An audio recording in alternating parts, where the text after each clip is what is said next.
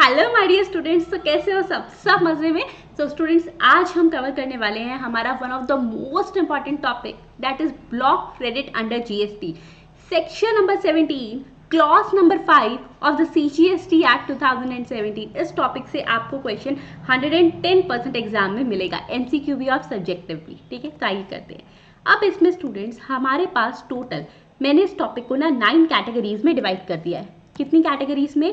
9 categories में। ठीक है, बुक में इसके लिए क्या है, हमारे पास 13 to 14 पेजेस दिए हुए हैं। 13 to 14 भी शायद मैं कम बोल रही हूँ, काफ़ी सारे पेजेस दिए हुए हैं, उसमें अलग अलग कैटेगरीज है।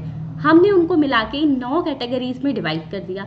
बस आपको यहीं से करना है, इसके अलावा आपको कुछ नहीं देखना। आप डायरेक्ट क्वेश्चन करोगे, you will be able to solve it. ठीक है, मैम ये नोट्स कहाँ से डाउनलोड करें?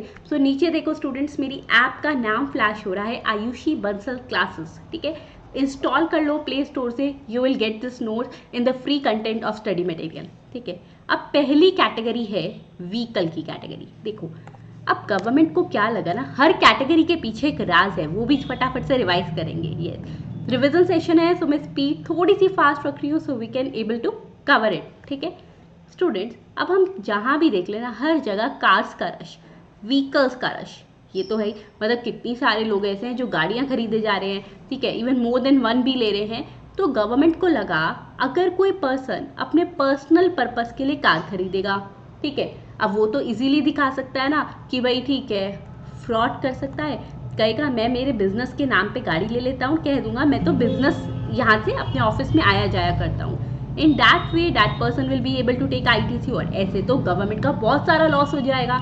सो गवर्नमेंट ने कहा, अगर कोई भी पर्सन मोटर व्हीकल परचेज करता है, मोटर व्हीकल यानी ऐसी व्हीकल जिसमें कि मोटर लगी है, इंजन लगा है, ठीक है ना, या फिर कोई वेसल परचेज करता है। वेसल्स मतलब जो पानी का जहाज है, ठीक है, शिप्स वगैरह, या कोई एयरक्राफ्ट लेता है। ठीक है, तो अब इन्होंने कहा कोई भी पर्सन के पास अगर मोटर व्हीकल वेसल्स या एयरक्राफ्ट है, so that person will not be able to take ITC. Yes, वो आईटीसी नहीं ले सकता, सिर्फ कुछ एक्सेप्शंस डाल दी जिस केस में वो आईटीसी ले पाएगा। एक तो भाई ये मोटर व्हीकल की कैटेगरी जो है ना, ये आपको पता होनी बहुत ज़रूरी है कि ये है क्या। फर्स्ट ऑफ ऑल स्टूडेंट्स, इसमें सिर्फ वो व्हीकल्स कवर अप होंगे, मोटर व्हीकल यानी कार्स, ट्रक्स वगैरह, ठीक है, जो एटलीस्ट 4 व्हीलर है, 4 व्हीलर या उससे ज़्यादा। ठीक है, मतलब जैसे बाइक्स, एक्टिवाज हैं, 2 व्हीलर है, ठीक है, वो नहीं आएंगी। 3 व्हीलर्स हैं, वो नहीं आएंगी। ई रिक्शाज हैं, नहीं आएंगी, 3 व्हीलर हो गई। ठीक है ना, तो ऐसा जो भी है, बाईसाइकिल है, नहीं आएगी। ऐसी जो भी जिसके 4 व्हील्स भी नहीं है, वो तो इस कैटेगरी में है ही नहीं। तो एक बात तो क्लियर हो गई। ठीक है, फिर स्टूडेंट्स यहाँ पे बोला गया कि देखिए और भी कुछ ऐसी हैं जो इससे ना एक्सक्लूड रहेंगी। ट्रेन में जो होता है इंजन होता है, यस मैम होता है, ये इंजन है ना, तो क्या उसको भी इसी कैटेगरी में ले आओ? एक बात बताओ, हमने सुना है एयरक्राफ्ट, हेलीकॉप्टर्स, प्राइवेट जेट्स लोग रखते हैं, कभी सुना है किसी ने प्राइवेट ट्रेन कोई रखता है? नहीं ना, obviously not. So that is a public transport, मतलब वो बिजनेस के लिए ही आती है यूज़। तो ट्रेन को इस कैटेगरी से निकाल दिया। फिर कहा कि देखो, पता स्टूडेंट्स, मैं एक एक्सपीरियंस शेयर करती हूँ। एक बार ना मैं एक सेल्स टैक्स डिपार्टमेंट में गई रिलेटिंग टू अ केस। वहाँ पर लिखा हुआ था, honest tax payers are always respected, and agree to this fact. Government सिर्फ उनके ऊपर आईटीसी बैन करना चाहती है जो ऑनेस्ट नहीं है, जो फ्रॉड कर रहे हैं, यानी जो बिजनेस के लिए नहीं ले रहे उसको। तो जो ऑनेस्टी से कर रहा है उसके लिए सब अलाउड है। तो इसीलिए बोला कि देखो, अगर आप एक्चुअली में आपने कुछ ऐसी व्हीकल ली है, ठीक है, जो आप सिर्फ और सिर्फ, ये आपका प्रेमाइजेस है, फैक्ट्री है, ठीक है, और आप सिर्फ इस एनक्लोज्ड प्रेमाइजेस में ही उसको चलाते हो। हाँ, व्हीकल्स होती है ना, एक स्टोर से दूसरे स्टोर पे सामान रख रही है, यानी वो रोड पे नहीं जा रही। रोड पे नहीं जा रही तो ऑब्वियसली वो पर्सनल पर्पस के लिए तो है नहीं कि उसमें वो कहते गेड़ियाँ मार रहा है, वो काम तो है नहीं। तो ये तो बिजनेस के लिए ही हुई। तो अगर वो फैक्ट्री यानी एनक्लोज प्रीमाइसेस में ही व्हीकल घूम रहा है, तो फिर वो भी यहाँ से एक्सक्लूड रहेगा, मतलब उस पर आईटीसी क्लेम हो जाएगा। ठीक है, नेक्स्ट हमारे पास बात आती है मोटर व्हीकल भी। स्टूडेंट्स यहाँ पर बोला गया कि देखिए, वो मोटर व्हीकल्स यहाँ पर आएंगी जिसकी सीटिंग कैपेसिटी कितनी है। मतलब इन्होंने कहा, एक बात हुई, फिर एक बात बताओ, मोटर व्हीकल में आप बस ले रहे हो क्या? हाँ ट्रेन तो है, नहीं तो बस तो होगी, बट यार बस कौन अपने लिए खरीद के रखता है स्पेशल। तो उन्होंने कहा चलो फिर एक काम करते हैं, अगर आप अपने लिए गाड़ी खरीदोगे ना, उसको हम इनएलिजिबल मोटर व्हीकल बोल रहे हैं, इनएलिजिबल मोटर व्हीकल। और अगर आप अपने लिए खरीदोगे तो मैक्सिमम कोई पर्सन ना 13 सीटिंग कैपेसिटी वाली गाड़ी खरीदने वाला है, इससे ज़्यादा कौन खरीदेगा। अब वो बात नहीं मैं कर रही हूँ कि 13 जनों की गाड़ी में और 20 जने बैठे हुए हैं, नहीं, ठीक है, जितनी सीटिंग कैपेसिटी बोली गई है, मतलब जितनी उसकी सीट्स है। तो अगर उस गाड़ी की सीटिंग कैपेसिटी लेस देन और इक्वल टू 13 पर्सन्स है तो ही वो पर्सनल पर्पस के लिए आएगी, यानी तभी हम उसको ले रहे हैं कि वो इनएलिजिबल है, उस पर आईटीसी क्लेम नहीं होगा, ठीक है ना। अच्छा, ड्राइवर सीट इसमें इंक्लूड होगी, हाँ जी ड्राइवर सीट भी इंक्लूड है, ठीक है। तो जो अप टू 13 वाली है वही सिर्फ इनएलिजिबल में कवर होगी, बाकी में नहीं। अब मैं आपको कुछ ऐसे पॉइंट्स बताने वाली हूँ जिनको रखा है एक्सेप्शन में कि अगर इस पर्पस के लिए मोटर व्हीकल यूज हो रही है तो आईटीसी अलाउड। अब ये जो मैं आपको पॉइंट्स बताने वाली हूँ ये तीनों पे एप्लीकेबल होने वाले हैं, यानी मोटर व्हीकल पर भी। स्टूडेंट्स ऑलरेडी मैं स्पीड फास्ट रख रही हूँ, तो प्लीज़ क्लास को 1.5x 2x करके देखने की ज़रूरत नहीं है, मेरे साथ साथ में इस टॉपिक को अभी अच्छे से कर लो, आपको बाद में देखना भी नहीं पड़ेगा। You will be able to solve 100% question of this topic. साथ ही साथ एक रिक्वेस्ट है, अगर वीडियो अच्छी लग रही है तो लाइक करना मत भूलना एंड प्लीज़ कमेंट करके बताओ कितना समझ आ रहा है। एंड यस, अगर आप मेरे चैनल पे नए हो तो सब्सक्राइब कर लो, ठीक है, जिससे बहुत सारी डेली डोजेस आपके पास आने वाली हैं। ओके, एंड और क्या इंपॉर्टेंट बात है वो ये, अगर आपको लग रहा है कि कोई ऐसा टॉपिक है जो अभी अपकमिंग एग्जाम्स के लिए आपको नहीं समझ आ रहा, तो प्लीज़ कमेंट सेक्शन में बताओ, I will try my level best कि मैं उस टॉपिक को नेक्स्ट क्लास में कवर करूँ, ठीक है। अच्छा, मोटर व्हीकल्स, वेसल्स या एयरक्राफ्ट, इन्होंने कहा कि देखो अगर ये इन फॉलोइंग पर्पस के लिए यूज होंगे तो फिर आईटीसी अलाउड है। मतलब उन्होंने माना भाई ये वाले बिजनेस पर्पस, कौन सा, पहला, अगर वो ट्रांसपोर्टेशन ऑफ गुड्स के लिए यूज हो रहा है, ठीक है, अब ऑब्वियसली गुड्स ट्रांसपोर्टेशन के लिए यूज हो रहा है तो वो बिजनेस पर्पस के लिए ITC allowed. Second, transportation of passengers, ठीक है, ट्रांसपोर्टेशन ऑफ पैसेंजर्स के लिए, तब इसका मतलब भी उसका बिजनेस है ये, ठीक है, ट्रांसपोर्टेशन ऑफ पैसेंजर्स। लाइक कोई टैक्सी है, तो अगर मान लो टैक्सी है, स्विफ्ट डिज़ायर है, ठीक है, या कोई भी है, उसके केस में या कोई भी गाड़ी है पैसेंजर ट्रांसपोर्टेशन के लिए वो गाड़ी यूज़ हो रही है, वो टैक्सी है, तो फिर आईटीसी अलाउड है क्योंकि वो इसके बिजनेस पर्पस के लिए, ठीक है। थर्ड, यहाँ पर बात आती है, अगर स्टूडेंट उन्होंने मोटर व्हीकल, वेसल या एयरक्राफ्ट इसलिए खरीदे हैं बिकॉज वो ड्राइविंग स्कूल चलाते हैं, they impart training to drive it, तो फिर अलाउड है, imparting training to drive it,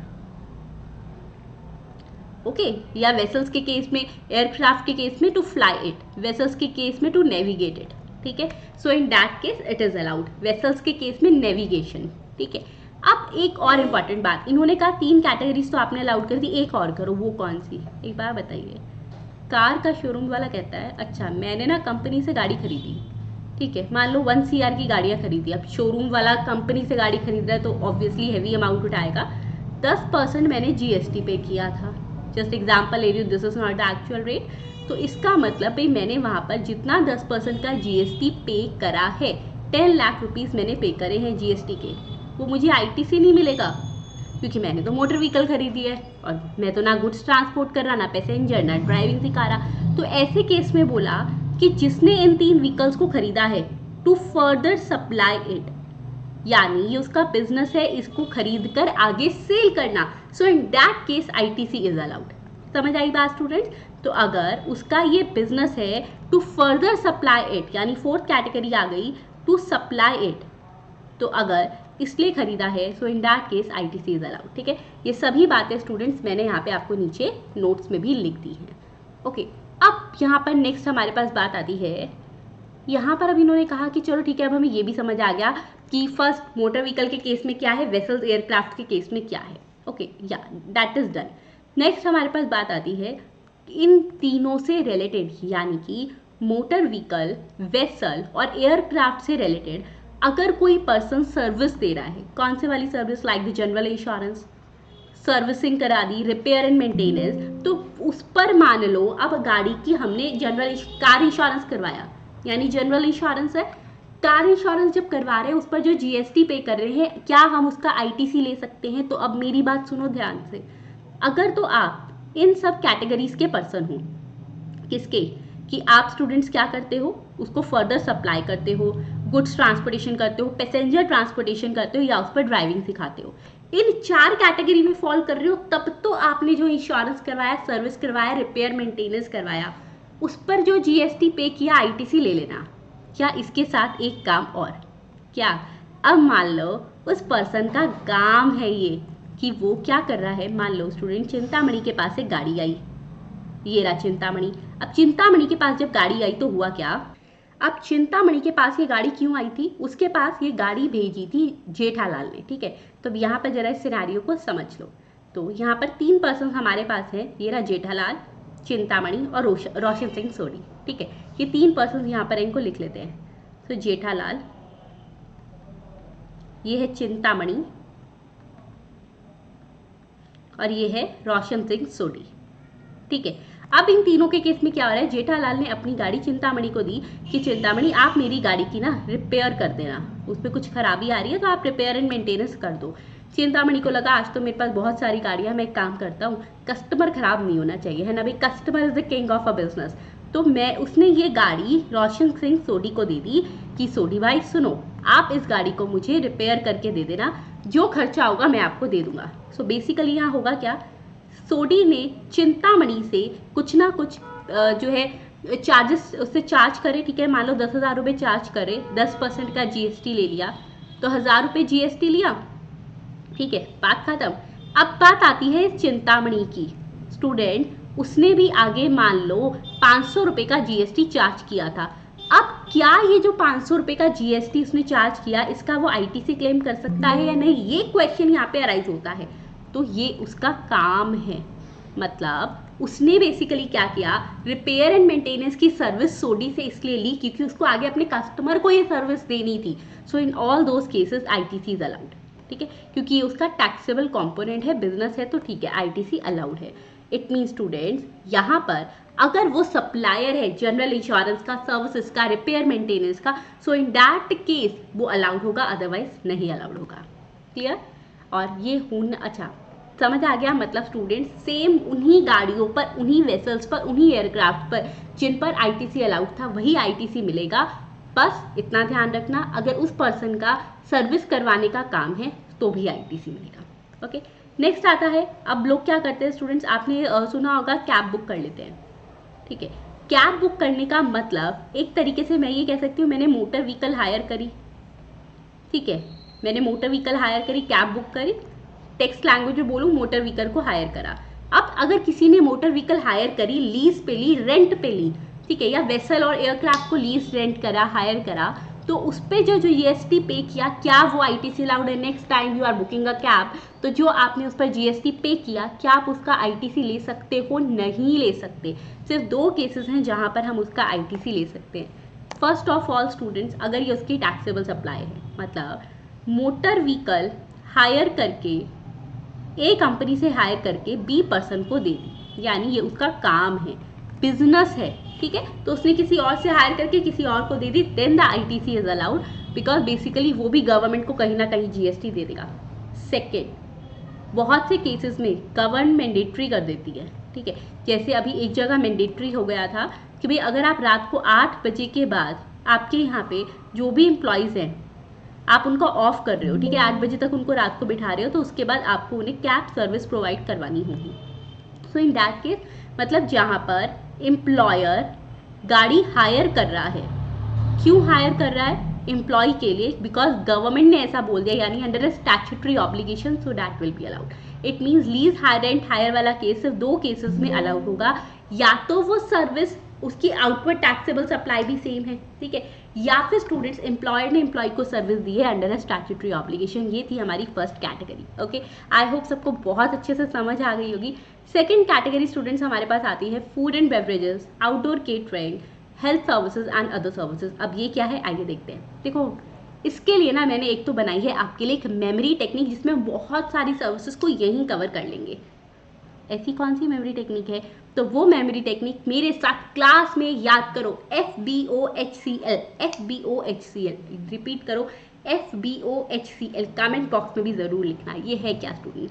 so F for food and beverages, ठीक है, B for beauty treatment, FBO, O for outdoor catering, H for health services, then C for cosmetic and the plastic surgery, and L for the life insurance service, ठीक है।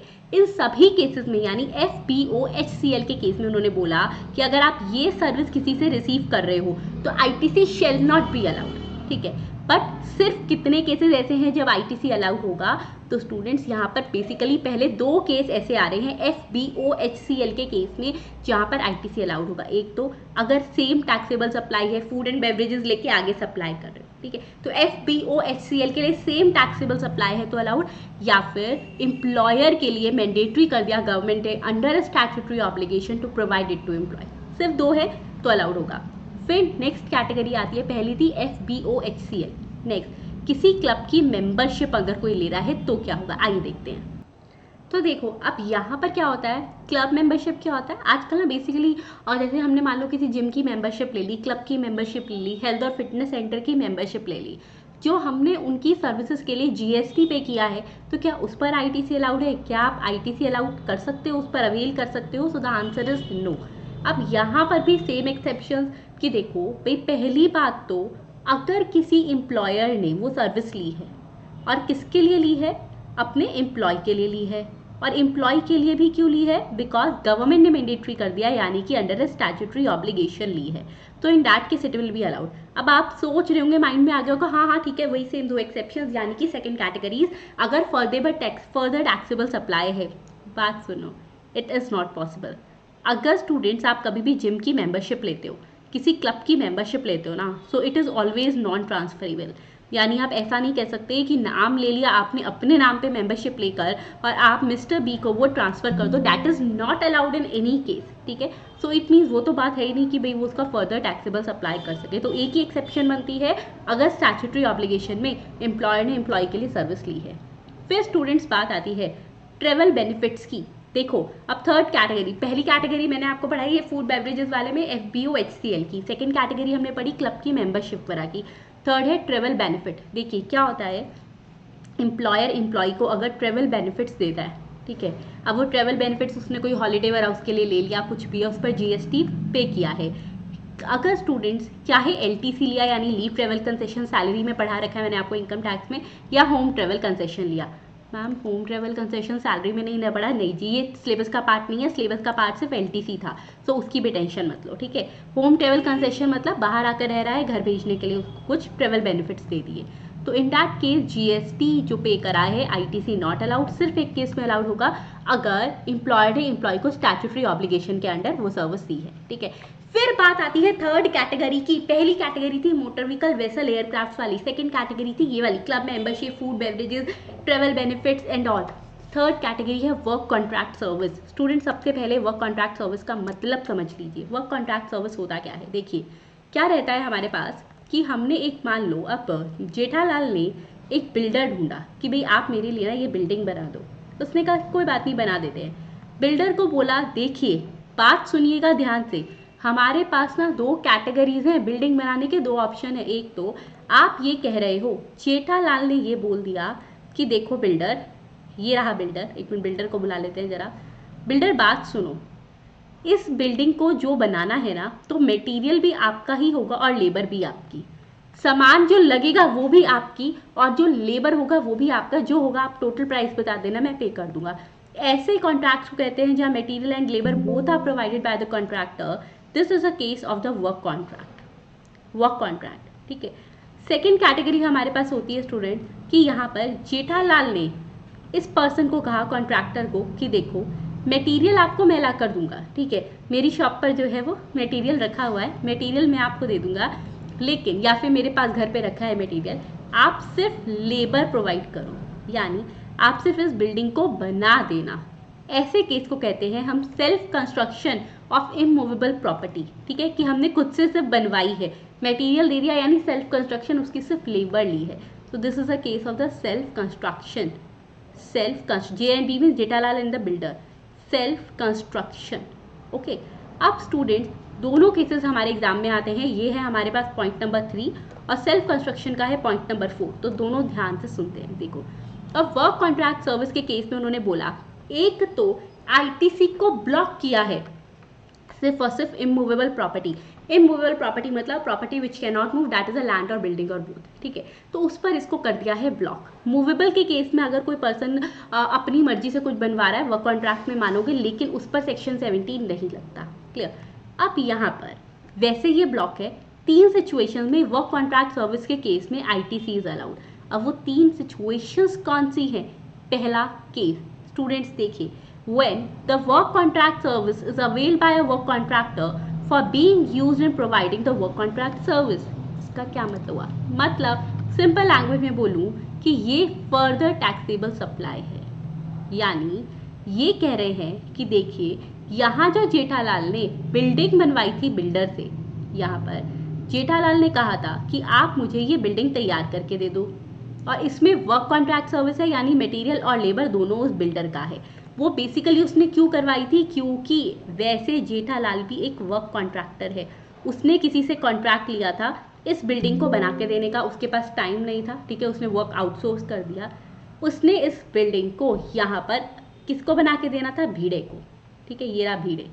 आत्माराम तुकाराम भीड़े को उसको ये building बनाकर देनी थी. सो बेसिकली जेठालाल ने ये सर्विस इसलिए रिसीव करी है क्योंकि ये उसकी टैक्सेबल कंपोनेंट है, ये उसका बिजनेस है. वो बिल्डर से बिल्डिंग बनवाकर और इसको प्रोवाइड कर देगा. तो फर्दर टैक्सेबल सप्लाई है, यानी where works contractor has receive these services. कोई और पर्सन ने, एक वर्क कॉन्ट्रैक्टर ने ही सर्विस ली है किसी और को प्रोवाइड करने के लिए, तो इन दैट केस जो है हमारे पास आईटीसी अलाउड रहेगा. ठीक है, हाँ बिजनेस है तो ITC allowed. Honest tax pairs always respected. ठीक है स्टूडेंट्स, अगर आपको लग रहा है ना कि कुछ भी आपका फीडबैक है रिगार्डिंग द क्लासेस, तो प्लीज़ मुझे वो फीडबैक ज़रूर बताना. Feedback and suggestions are always welcome. Okay, और वीडियो लाइक नहीं करी तो फटाफट से लाइक ज़रूर कर दो. चलो, सेकंड केस आता है अगर कंस्ट्रक्शन हुई है प्लांट एंड मशीनरी की. मैम ये तो बड़ा सिंपल है ना. अब प्लांट एंड मशीनरी की कंस्ट्रक्शन, ये एक प्लांट एंड मशीनरी है. ठीक है, इसकी अगर कंस्ट्रक्शन करी है सो ये तो मूवेबल होती है. स्टूडेंट्स देखो, ये वैसे तो मूवेबल होती है. Plant and machinery is always movable. ठीक है, लेकिन कई बार क्या होता है कि ये जो प्लांट एंड मशीनरी है ना, हमारे पास यहाँ पर एक फाउंडेशन नींव जो है, हमने लैंड की नींव से उस प्लांट एंड मशीनरी को अटैच कर दिया. और कुछ पर्सन्स को वहाँ पे फिर गलतफहमी हो जाती है, भाई जब ये लैंड और इससे अटैच हो गई सो इट इज़ इमूवेबल. नहीं, ध्यान से सुनो. जीएसटी के केस में उन्होंने क्लियर कट कहा है कि अगर कोई plant and machinery which is attach to the foundation of the land और a building, so even in that case उसको हम यहाँ पर नहीं मानेंगे, क्योंकि अटैच करी कैसे है, खुद ही करी है ना, इमूवेबल नहीं है वो. आप उसके वो पेज वगैरह निकालते हो, इट इज़ मूवेबल. ठीक है, तो उन्होंने कहा भाई इस पर आईटीसी अलाउड होगा, वो यहाँ पर नहीं आएगा. Second case. अब इस सेकेंड केस में एक बात बोली है, भाई ऐसे तो हर कोई कहेगा प्लांट एंड मशीनरी, ये भी प्लांट है, लैंड भी प्लांट है. नहीं, प्लांट एंड मशीनरी में कुछ चीज़ों को एक्सेप्ट कर दिया कि क्लियर बोल रहे हैं this is not the plant and machinery. क्या क्या? पहला जो सबको पता है, लैंड बिल्डिंग. कोई भी लैंड या बिल्डिंग है वो obviously it is not a plant और मशीनरी. कोई सिविल स्ट्रक्चर है, यानी किसी भी तरीके का कुछ सिविल स्ट्रक्चर तैयार किया, कुछ बनाया है, इमारत खड़ी करी है, तो उसको भी प्लांट एंड मशीनरी में नहीं मानेंगे. फिर आता है इंपॉर्टेंट पॉइंट, टेलीकम्युनिकेशन टॉवर्स. मतलब जो टॉवर लगे होते हैं ना बड़ी बड़ी कंपनीज के, जैसे वोडाफोन हो गया, एयरटेल हो गया. ठीक है, टेलीकम्युनिकेशन टॉवर्स जो होते हैं स्टूडेंट्स, ठीक है, या जियो हो गया, तो वो टेलीकम्युनिकेशन टॉवर्स को इन्होंने क्लियरली बोला है although it is a plant and machinery, but GST के पर्पस के लिए, सेक्शन 17 के पर्पस के लिए उसको हम प्लांट एंड मशीनरी में इंक्लूड नहीं करेंगे. ठीक है, अब बात आती है पाइपलाइंस की. स्टूडेंट्स, दो तरीके की पाइपलाइंस आती हैं. एक पाइपलाइन होती है जो फैक्ट्री के बाहर डली होती है, आउटसाइड द फैक्ट्री प्रीमाइसेस. ठीक है, आउटसाइड द फैक्ट्री प्रीमाइसेस. और एक पाइपलाइन होती है जो फैक्ट्रीज के अंदर डलती है, inside the factory premises. This is inside. तो यहाँ बोला गया कि प्लांट एंड मशीनरी में आउटसाइड वाली को नहीं मानेंगे, इनसाइड वाली को मानेंगे. मतलब अगर आप इनसाइड द फैक्ट्री प्रीमाइसेस कोई पाइपलाइन डलवाई है, उस पर आईटीसी क्लेम कर पाओगे. जल्दी से बताओ, उस पर क्लेम कर पाओगे या नहीं कर पाओगे? हाँ जी, उस पर क्लेम कर पाएंगे, लेकिन जो फैक्ट्री के बाहर डली है उस पर हम क्लेम नहीं कर पाएंगे, ठीक है। तो pipeline laid outside the factory premises, ये सब प्लांट एंड मशीनरी नहीं है, और प्लांट एंड मशीनरी पर आईटीसी अलाउड था, इन सब पर तो है नहीं। ओके, चलिए उसके बाद स्टूडेंट्स हमारे पास बात आती है, मैम थर्ड केस कौन सा है? थर्ड कैटेगरी है हमारे पास स्टूडेंट, जब भी हम कोई बिल्डिंग बनाते हैं, so we have two options to show it in our books of accounts. क्या क्या ऑप्शंस है हमारे पास? तो पहला ऑप्शन तो है कि हमने कुछ बिल्डिंग बनवा ली, लैंड ले ली, कुछ भी ले तो नहीं ली, मतलब वर्क कॉन्ट्रैक्ट करवाया है। इन दैट केस स्टूडेंट, या तो हम उसको प्रॉफिट एंड लॉस अकाउंट पे दिखा सकते हैं, क्योंकि बेसिकली क्या है ना, वर्क कॉन्ट्रैक्ट कंस्ट्रक्शन में रिपेयर वगैरह भी इंक्लूड है। हाँ जी, रिपेयर रिकंस्ट्रक्शन सबको माना जाता है इसमें। या तो हम उसको दिखा दें हमारा रेवेन्यू एक्सपेंडिचर, यानी हमने प्रॉफिट एंड लॉस अकाउंट पे दिखा दिया। P&L अकाउंट में दिखा रहे हो तो it means it is your revenue expenditure. Second हमारे पास ऑप्शन था कि हम उसको ना बैलेंस शीट में शो कर दें असेट साइड पर। अब अगर आप उसको बैलेंस शीट में दिखा रहे हो, बैलेंस शीट में अगर आपने कुछ दिखा दिया तो आपने उस एक्सपेंडिचर को कैपिटलाइज कर दिया, है ना, सही बात है। अब स्टूडेंट्स यहाँ पर बात आई कि हमारे पास अगर आपने इस वर्क कॉन्ट्रैक्ट सर्विस को कैपिटलाइज नहीं किया, यानी P&L में शो किया ना, तो in that case ITC allowed to all the recipients, ठीक है। अगर आप बैलेंस शीट में शो करोगे, कैपिटलाइज करोगे, तो ITC अलाउड नहीं होगा लैंड बिल्डिंग वगैरह का, वर्क कॉन्ट्रैक्ट का, अदरवाइज ITC अलाउड होगा, ठीक है। फिर बात आती है अब students, now the important thing, ma'am construction में क्या क्या इंक्लूड होगा? Reconstruction, renovation, addition, alteration, repair, बस कैपिटलाइज नहीं होना चाहिए उस हद तक। ओके, क्लियर है ये सबको? चलिए ग्रेट। नेक्स्ट आता है सेल्फ कंस्ट्रक्शन का केस, बताया था मैंने, यानी उसमें सिर्फ लेबर ली है। अब इस केस में भी स्टूडेंट 3 एक्सेप्शन है, 3 एक्सेप्शन है। कौन सी? सेम अब क्या क्या एक्सेप्शन है यहाँ पे? पहला तो कंस्ट्रक्शन हुई है प्लांट एंड मशीनरी की, वही सेम बातें कि प्लांट एंड मशीनरी किसको मानोगे किसको नहीं, जो अभी मैंने वर्क कॉन्ट्रैक्ट के लिए बताया, ठीक है, कि प्लांट एंड मशीनरी में land, building, civil structure, telecommunication tower, pipeline lead outside the factory premises कुछ नहीं आएगा। सेकेंड, सेम पॉइंट आ रहा है वर्क कॉन्ट्रैक्ट वाला कि अगर आपने कैपिटलाइज नहीं करा उसको एक्सपेंडिचर को, सो ITC allowed.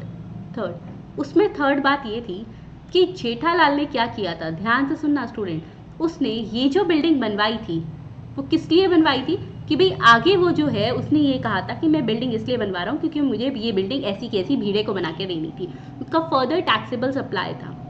But this is the case of the self construction. तो उन्होंने कहा यहाँ पर क्या बोला, सिर्फ वर्ड से खेल गए, बात सेम है। जब कंस्ट्रक्शन अपने अकाउंट पे नहीं हुई है, मतलब बिल्डिंग ऐसी नहीं बनाई है कि अच्छा ये तो मेरे काम आ रही है, मेरे ही लिए है, ऑन माई ओन अकाउंट है, तब उस पर ITC अलाउड नहीं होगा, ठीक है। मतलब स्टूडेंट, अगर बिल्डिंग जो है वो खुद के नाम पर खुद के लिए नहीं है, it means you are going to further supply, so in that case ITC is allowed. Okay, so वही यहाँ पे एक्सेप्शंस आ गई। वर्ड प्ले ज़रूर है इसमें, क्योंकि प्रोफेशनल लैंग्वेज में आपको वर्ड प्ले करना पड़ता है। So when the construction is not on own account, ऐसा आपको एग्जैक्टली मिल जाएगा पेपर में भी, ठीक है। हाई चांसेस होते हैं ऐसा एग्जैक्टली मिलने का, तो ध्यान रखना। Construction is not on own account, बात सेम है कि वो फर्दर टैक्सेबल सप्लाई हो रहा है। फिफ्थ कैटेगरी है कंपोजिशन लेवी की। अब ये क्या है स्टूडेंट, तो ध्यान करो, मैंने आपको पढ़ाया था चैप्टर नंबर 3 में, that is charge under GST में, कंपोजिशन स्कीम किया हुआ है हमने क्लास में, yes, composition scheme.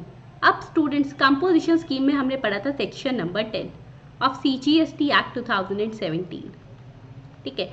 Section number 10 of CGST act 2017 ये था एक ऑल्टरनेटिव स्कीम टैक्स पेयर्स के लिए, स्मॉल टैक्स पेयर्स के लिए।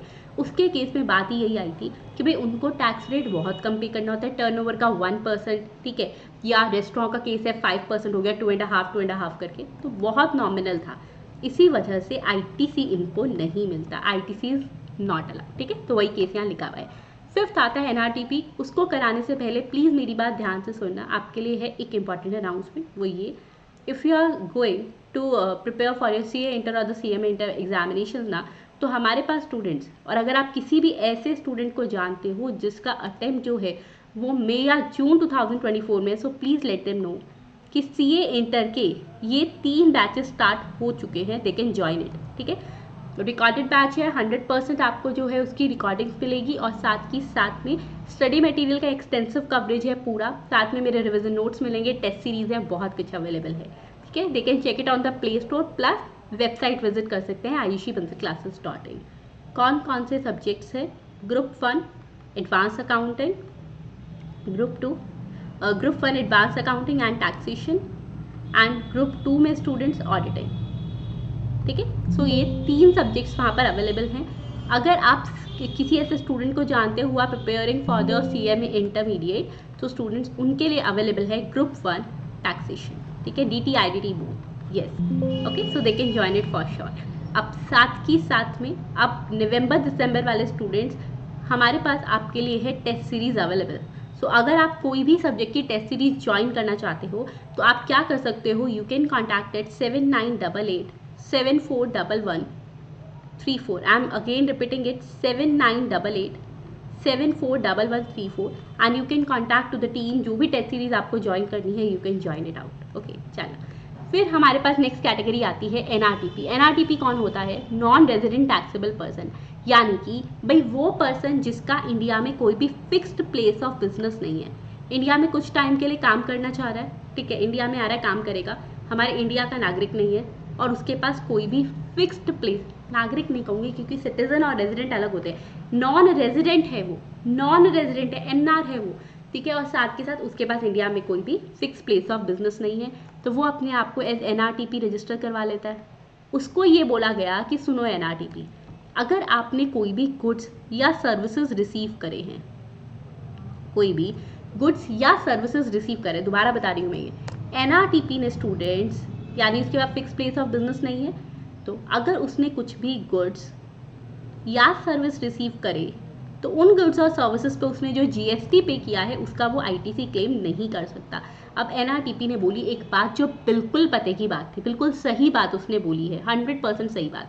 क्या? वो कहने लगा एक बात बताओ, मान लो कि मैं अपनी कंट्री से कुछ सामान मंगवा रहा हूँ, ठीक है, अब आपके यहाँ तो वो सामान आते आते मेरे लिए इम्पोर्ट माना जाएगा जबकि है वो मेरी कंट्री का, या मान लो मैं अपनी नेबरिंग कंट्री से कहीं से भी सामान मंगवाता हूँ, अब जब मैंने इम्पोर्ट करवा लिया और वो इम्पोर्ट है गुड्स का, ठीक है, तो अब आपके अकॉर्डिंग तो भाई गुड्स के इम्पोर्ट को आप हमारी कंट्री में, जय हिंद जय भारत, इंडिया में इम्पोर्ट ऑफ गुड्स को क्या मानते हैं?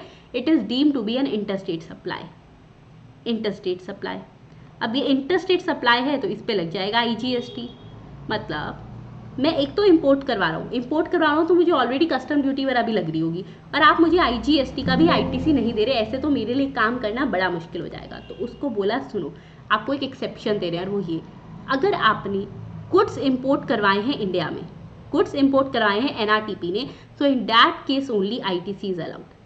सर्विसेज इम्पोर्ट करवाई हैं ITC not allowed, goods import करवाए हैं तो ITC अलाउड रहेगा। सर्विसेज पे वैसे भी आप कोई कस्टम ड्यूटी वगैरह पे नहीं कर रहे हो, ठीक है ना, तो इन दैट के स्टूडेंट गुड्स पर आपको ITC अलाउड कर दिया।